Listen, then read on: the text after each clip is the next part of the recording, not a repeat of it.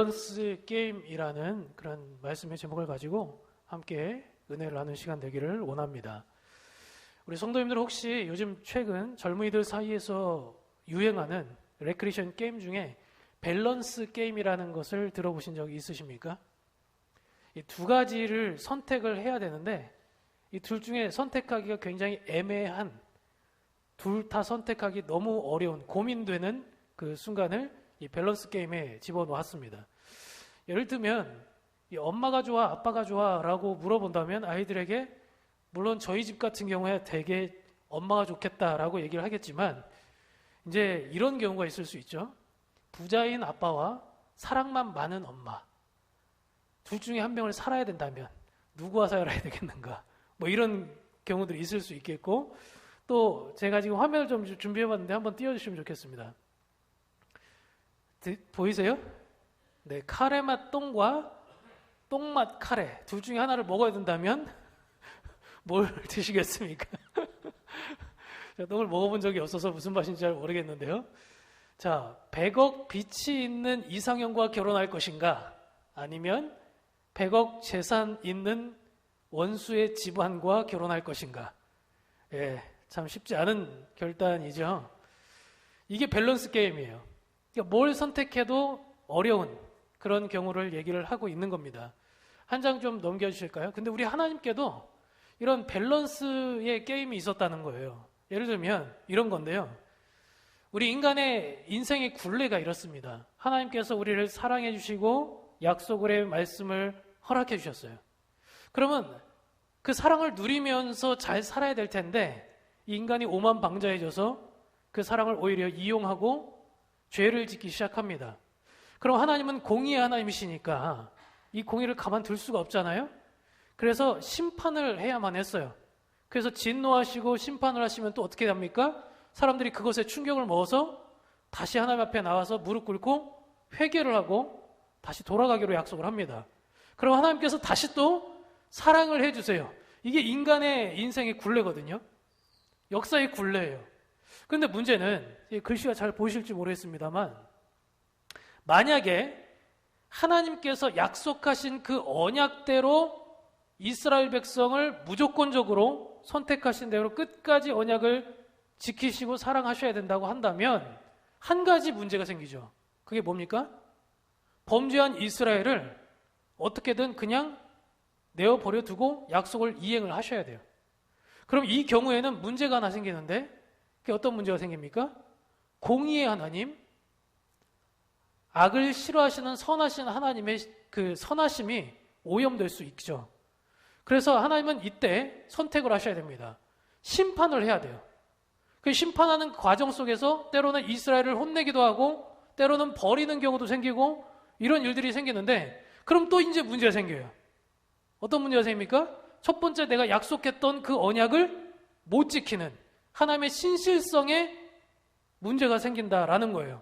그러니까 하나님은 신실함을 선택할 것인지, 그래서 언약을 지킬 것인지, 아니면 공의와 선하심을 선택할 것인지, 이 둘 중 하나를 선택해야 되는데 사실 이 하나님의 성품이 둘 다 공존하는 것이잖아요. 그러니까 엄마가 좋아 아빠가 좋아하는 것처럼 굉장히 밸런스가 애매한, 뭘 선택해도 애매한 아주 고민되는 하나님의 밸런스 게임이었다라는 것입니다.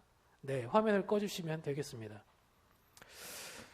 그럼 이제 제가 수수께끼를 지금 드렸죠. 하나님은 자신이 이미 말했던 언약을 신실하게 지키실 것인가? 아니면 악을 싫어할 수밖에 없기 때문에 공의롭고 심판하시는 성품으로 말미암아 범죄한 이스라엘을 포기할 것인가? 이 해답은 제가 이제 추후에 말씀의 말미에 다뤄보도록 하겠습니다.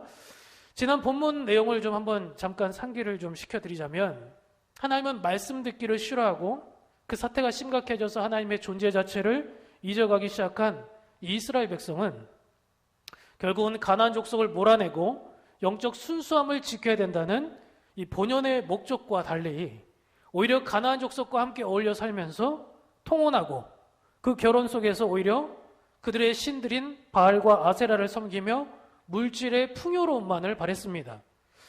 그 결과 하나님께서는 자신을 버린 그 이스라엘 백성에게 진노하셔서 메소포타미아 왕 구산 리사다임을 통해서 이스라엘을 점령했고 8년간 이어진 이 강점기를 통해서 고통 속에 부르짖은 이스라엘 백성의 기도를 또 들으시고 다시 이 사사 온니엘을 보내 회복시켜 주셨습니다. 그리고 이제 다음에 등장하는 내용이 오늘 본문인데요.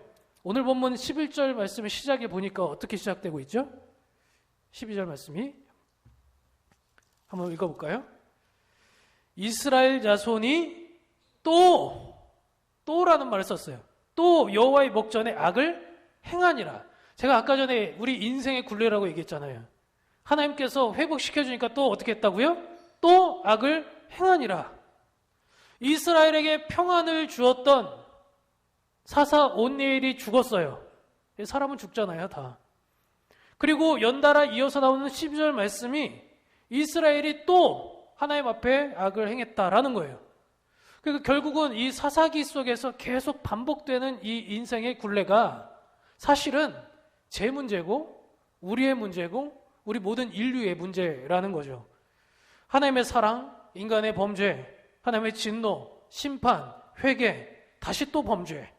이 반복되는 것들, 이 사이클 속에서 또 다른 사사가 등장할 때마다 나오는 구조고 또 이것을 통해서 또 우리도 지금 그렇게 살고 있지 않은지를 스스로 좀 돌아봐야 될 필요가 있을 것입니다.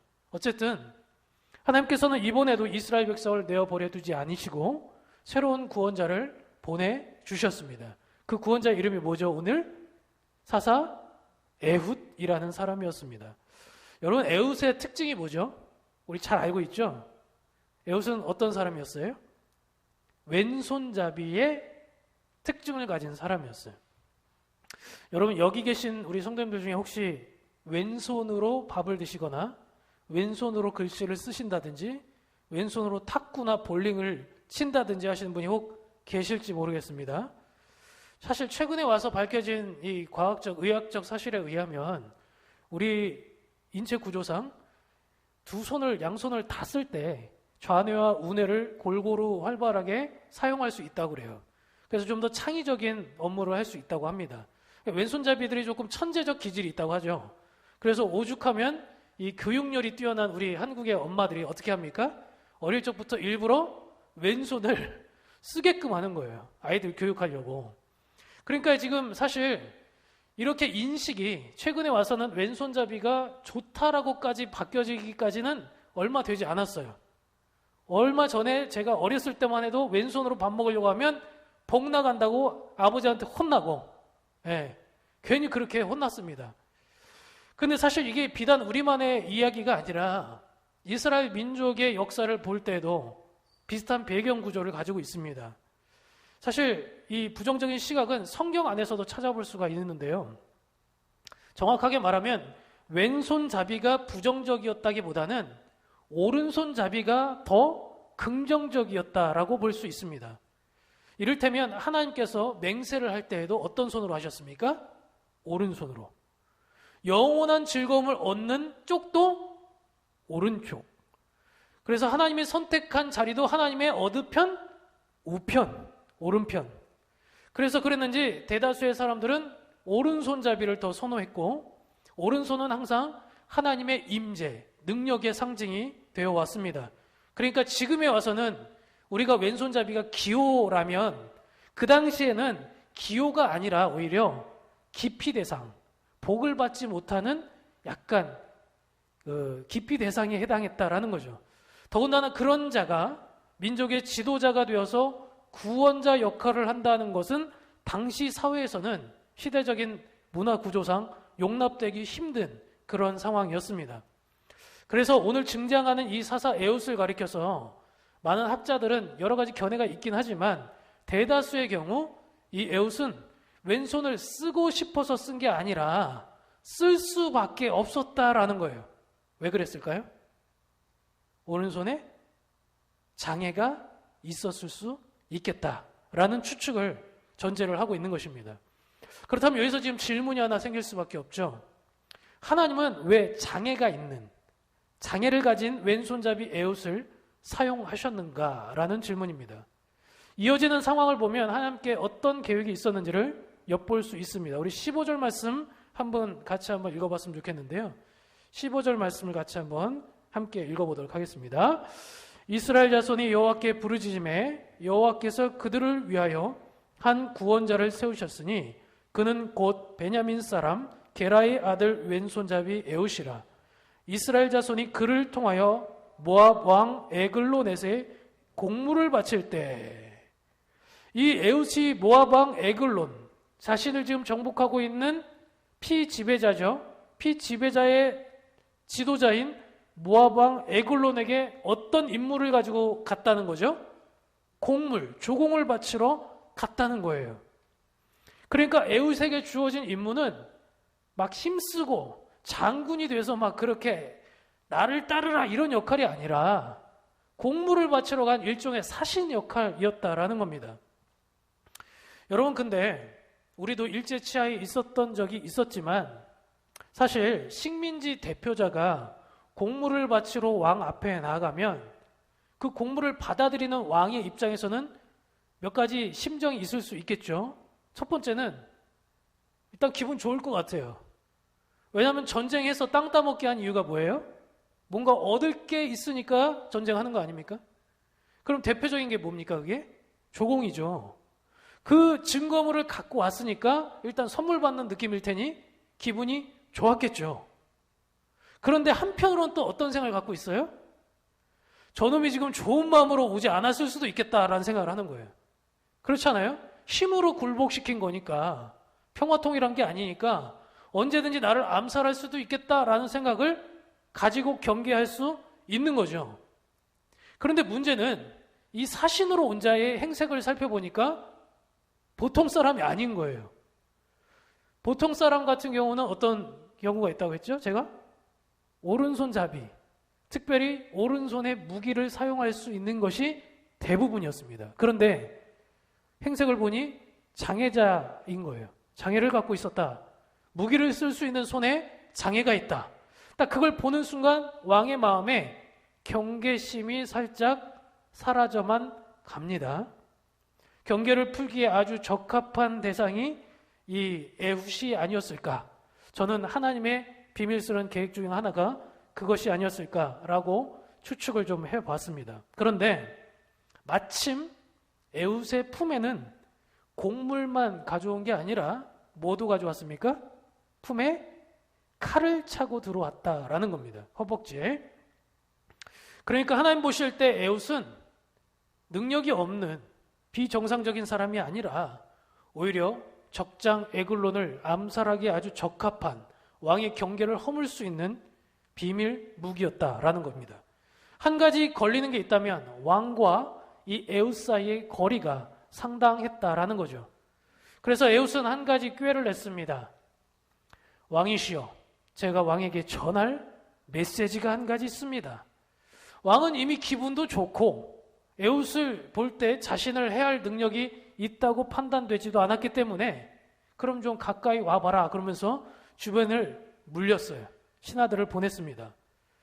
그리고 이제 다락문을 탁 닫았습니다. 이 비밀스러운 대화가 오가지 않았겠습니까? 그런 것을 기대했겠죠. 그때 에훗은 어떻게 했습니까? 왕이 몸을 일으키는 것을 본 순간 아주 쏜살같이, 손흥민이 아주 60m, 100m를 질주하듯이 쏜살같이 왕에게 달려갔습니다. 그런데 피할 수 있었으면 좋았겠죠?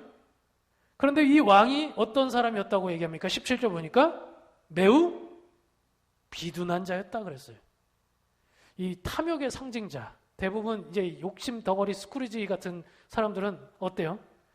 턱살이 막 있고 김정은이처럼 막 이렇게 배불뚝에다가 남의 거 빼앗먹기 좋아하는 그런 사람 아닙니까? 그러니까 온 몸이 막 자기 몸도 주체할 수 없을 정도로 굉장히 비둔했다라는 거예요. 그러니 이 순발력을 어떻게 감당할 수 있었겠습니까? 에훗이 칼을 찔러 넣었는데 이게 아주 적나라한 그런 광경들을 묘사하고 있죠. 얼마나 세게 찔러 넣었는지, 그러니까 왼손 잡이긴 했지만 왼손 힘이 장사였던 거예요. 칼 자루가 뒤로 관통을 할 때까지, 등 뒤로 나올 때까지 박아 넣었다는 거예요. 좀 잔인하죠.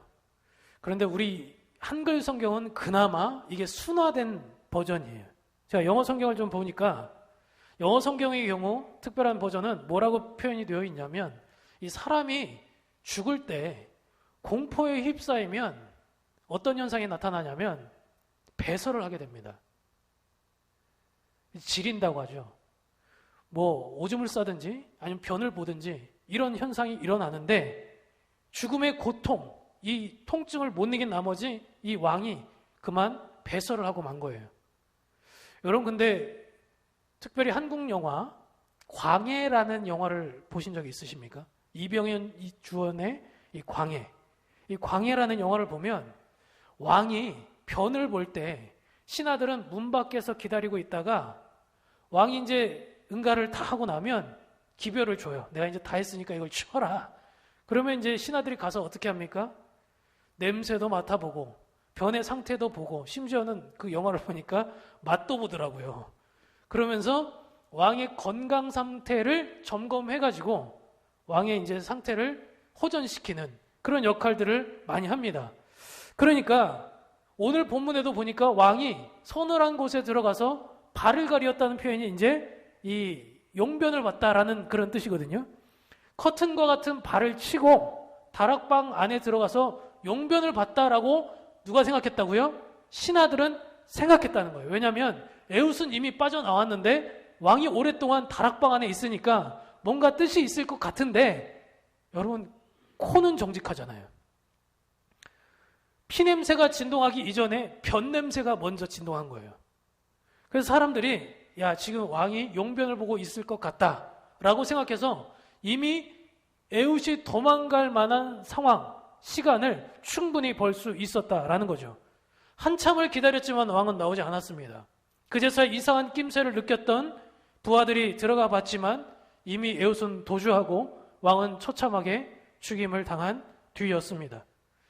그 후에 에웃은 군대를 끌고 와서 모압 사람 1만 명을 쳐서 죽이고 그 결과 지도자를 잃은 이 모압 사람들은 오합지졸들이 되어서 이스라엘은 결국 자유를 얻을 수 있게 되었습니다. 자그마치 80년이라는 긴 세월을 평안을 누렸다라고 성경은 얘기합니다. 여러분 이 얘기가 정말 드라마틱하지 않습니까? 장애자가 구원자가 된다. 암살자가 돼서 왕을 죽이고 한 나라를 해방시켰다. 정말 대단한 이야기인 것 같은데 제가 이 이야기가 왜 기록됐을까? 물론 영웅담 같은 그런 좋은 역사의 흐름일 수도 있겠지만 첫 번째 다시 질문으로 돌아가서 여러분에게 한번 서두에 말씀드렸던 인생의 굴레에 대해서 좀 생각해 보려고 합니다. 반복되는 죄악의 역사는 답이 없습니다. 온넬이 죽은 뒤에 또 이스라엘은 죄를 지었죠. 그럼 제가 질문 한번 드려볼까요? 80년 동안 이스라엘은 구원의 역사를 통해서 평화를 누렸습니다.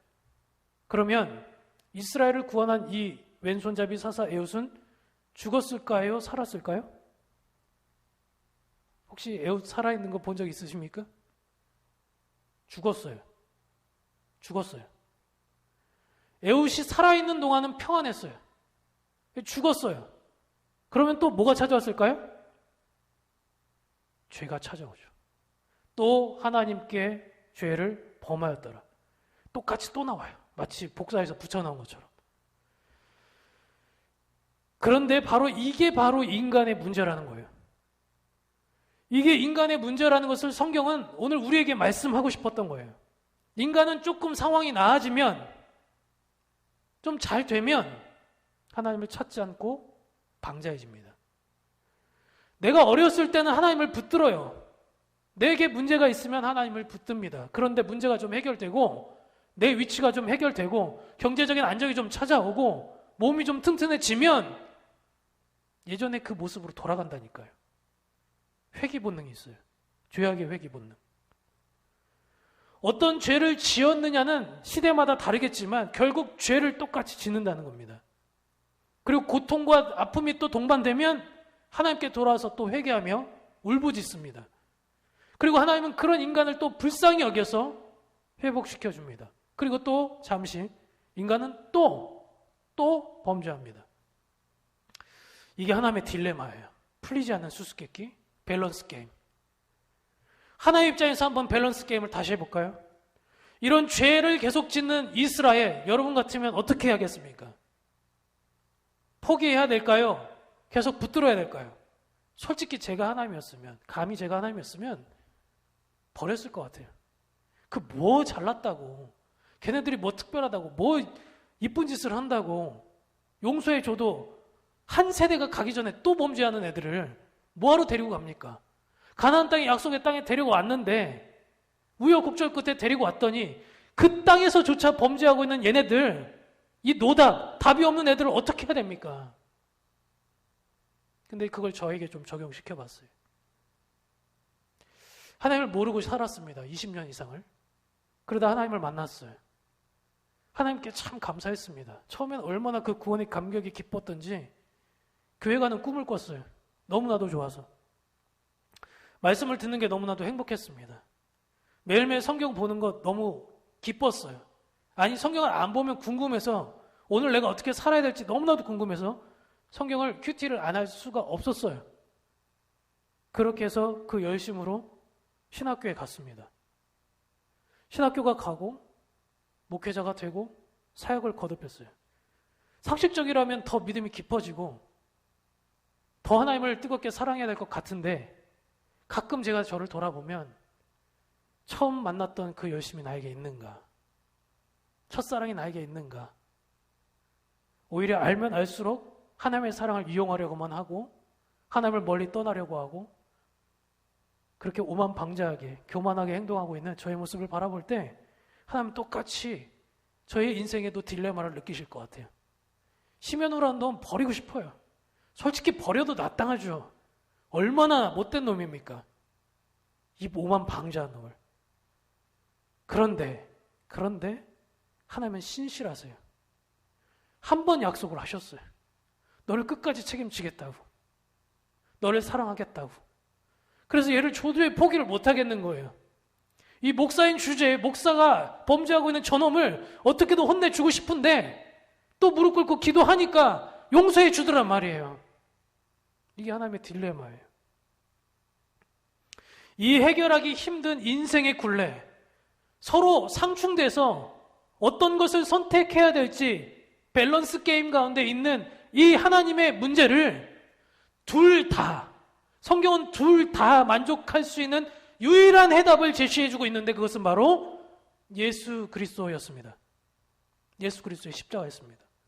공의로우신 하나님의 성품에 따라 반드시 죄의 결과 심판은 내리시되, 동시에 하나님의 선택된 백성을 끝까지 포기하지 않으시고 언약을 신실하게 이루어 가신 하나님의 그 신실하심, 공의와 신실함을 동시에 만족한 그 현장이 바로 예수 그리스도의 십자가였다라는 것입니다.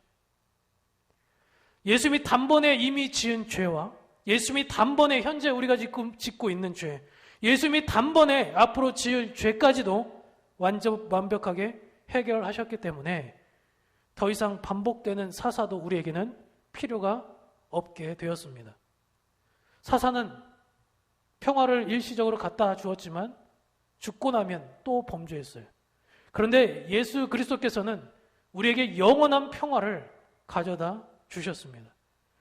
물론 더 이상 죄를 짓지 않으려는 우리의 의지와 또한 아무리 결단해도 스스로는 죄 짓지 않을 수 없는 연약함을 인정하고 하나님을 붙들며 매일을 살아야 되는 신앙도 필요하겠지만, 이 연약한 우리들을 하나님께서는 용납하시고 오늘도 참으시고 오늘도 인내하시고 오늘도 사랑하시고 끝까지 사랑하시기로 매일 작정하셨다라는 것을 믿으시기를 바랍니다.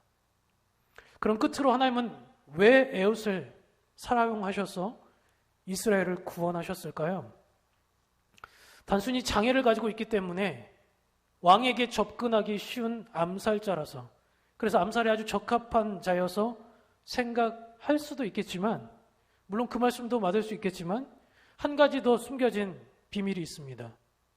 하나님은 이 세상의 이치와 달리 역설적 이치를 자꾸 사용하십니다.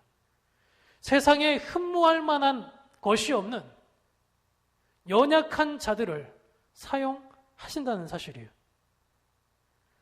약한 나로 강하게 가난한 날 부하게 눈먼 자 볼 수 있게 주 내게 행하셨네.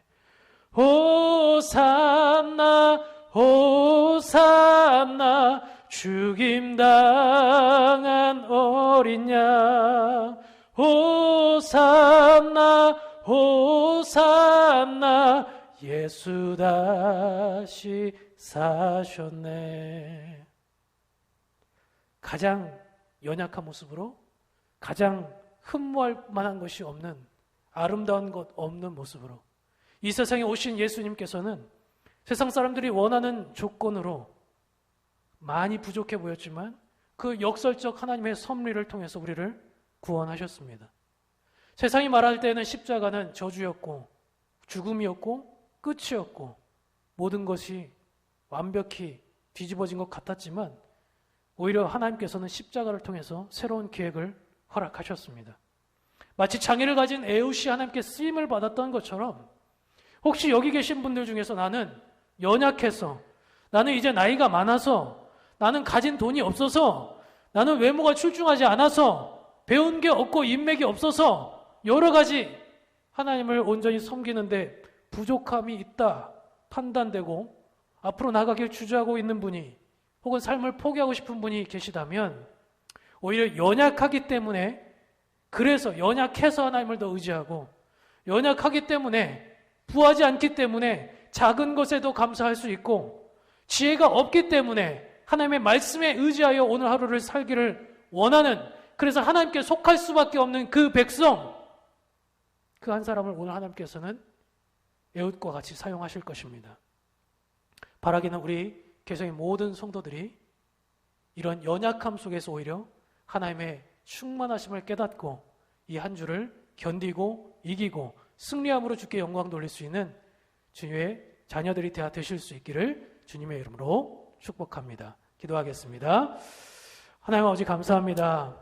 아버지 우리 인생이 참 반복되는 죄악 속에서 이 연약하고 무지몽매한 우리들의 모습을 바라보면서 우리 스스로도 때로는 나를 바라볼 때 정말 답 없다라고 생각되고 정말 한심하다라는 느낌이 들 때도 있는 때 그 크신 하나님의 사랑을 우리에게 주셨음에도 여전히 죄악의 굴레 속에서 살아가고 있고 나태함과 오만 방자함과 게으름과 또 교만함으로 외식함으로 여전히 주님을 먹칠하며 살아가고 있는 우리들을 죄악 그대로 포기하지 아니하시고 끝까지 사랑하시기로 작정하신 그 사랑 때문에 오늘 우리가 이 자리에 살아있는 줄을 믿습니다.